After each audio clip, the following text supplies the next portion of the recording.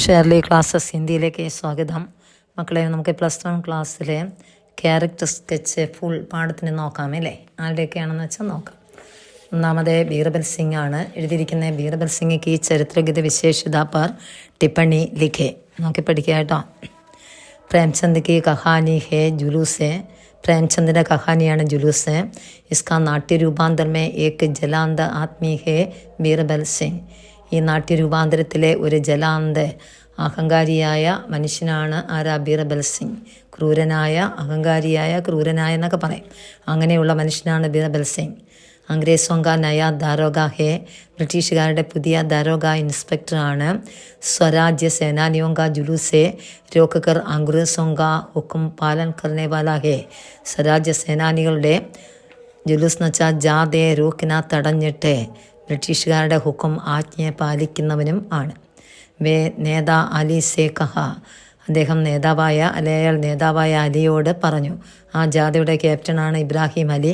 അദ്ദേഹത്തോട് പറഞ്ഞു, ആപ് ലോകം കെ വാപ്പസ് ജാന പടേഗ ആകെ ബെഡ്നെ കോ ഹുക്ക് നഹി ഹേ.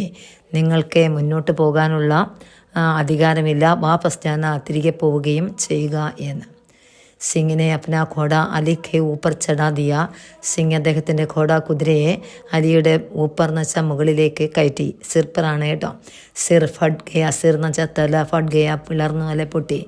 വേ അഹിംസാവാദ് കെ വൃതധാരിയോം പരെ ഠണ്ഡെ ബർസത്തെ ഹേ. അയാൾ അഹിംസ വൃതധാരികളായ ജനങ്ങളോടെ ഠണ്ഡ ബർസത്തെ ഹേ ലാത്തി വർഷിക്കുകയും ചെയ്തു. അതായത് നമ്മുടെ ഇന്ത്യയിലെ പാവപ്പെട്ട അഹിംസാ വൃതധാരികളായ ജനങ്ങൾക്ക് നേരെ അയാൾ ലാത്തി വർഷിക്കുകയും ചെയ്തു. വേ ജലാന്ത് നിർദ്ദയ ഓർ ദേശദ്രോഹി ഹേ.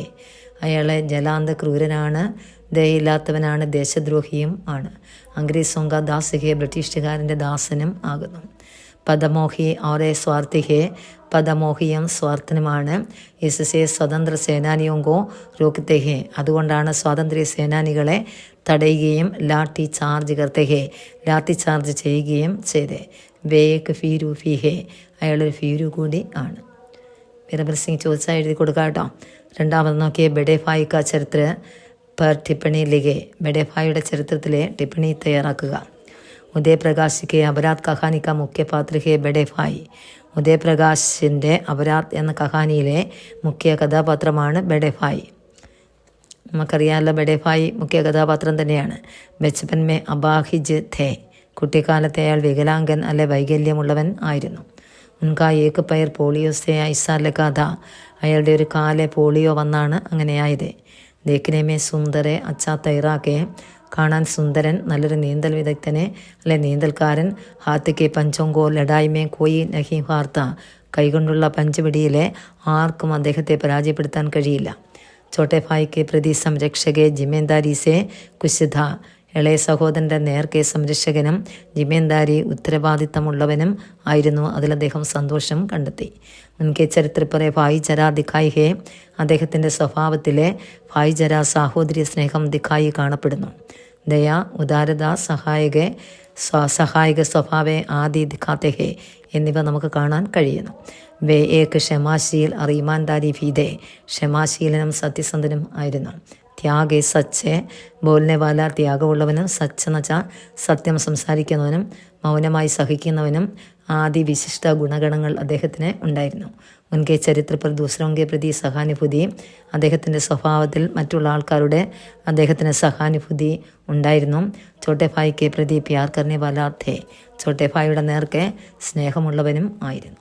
അത്ര എഴുതി കൊടുക്കുക. ബഡേ ഭായ് കൊള്ളാം കേട്ടോ. അടുത്ത ദിവസം നോക്കിയേ. ഇബ്രാഹിം അലിക്ക് ചരിത്ര पर टिप्पणी തയ്യാർ കരേ. ഇബ്രാഹിം അലിയുടെ ചരിത്രത്തിൻ്റെ ടിപ്പണി തയ്യാറാക്കുക. പ്രേംചന്ദ് കെ കഹാനി ഹെ ജുലൂസ്.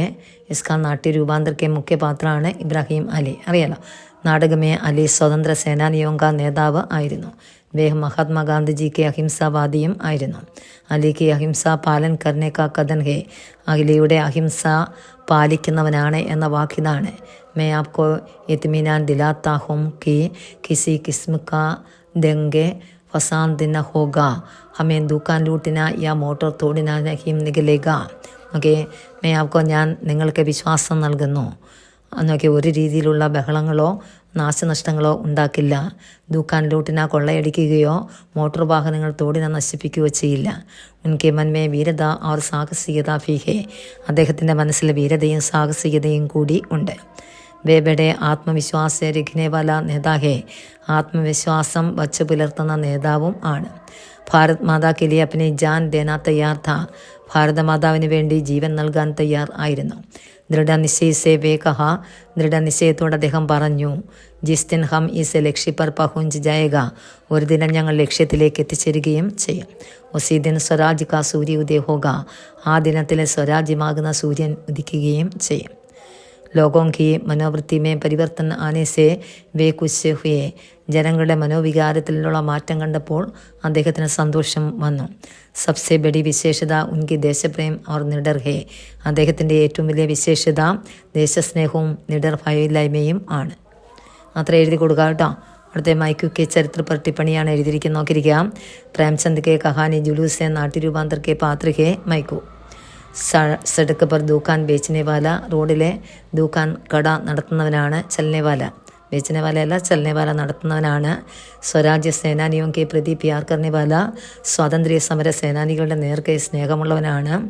अपना दुकान बंद कर दूसरे बिक्री वालों को संग्राम में भाग लेना कहा.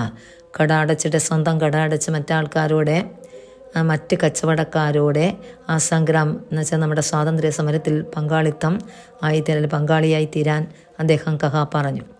വേക്ക് ദേശപ്രേമി അഹിംസാവാദി ഫീതെ. ദേശപ്രേമിയും അഹിംസാവാദിയും ആയിരുന്നു. ജുലൂസിക്ക് നേതാ അലിക്കോ ആദർ കർത്തെ ഹേ. നേതാവായ അലിയെ ആദരിച്ചിരുന്നു.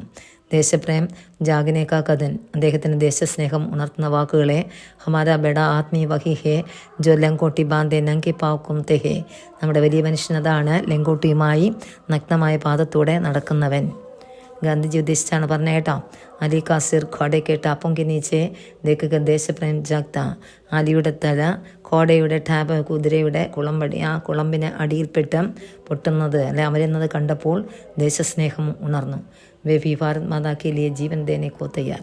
അദ്ദേഹവും നമ്മുടെ ഭാരത മാതാവിന് വേണ്ടി ജീവൻ നൽകാൻ തയ്യാറാവുകയും ചെയ്തു. ഓക്കെ, ഇത്രയും ക്യാരക്ടർ സ്കെച്ച് പഠിക്കുക കേട്ടോ. ഇന്നത്തെ ക്ലാസ് ഇഷ്ടപ്പെട്ടെങ്കിൽ ഒന്ന് സബ്സ്ക്രൈബ് ചെയ്യണേ, ഒന്ന് ഷെയർ ചെയ്യുക, ഒന്ന് സപ്പോർട്ട് ചെയ്യുക, ലൈക്ക് ചെയ്യണേ. ഓക്കെ, അടുത്ത ക്ലാസ്സിൽ കാണാം.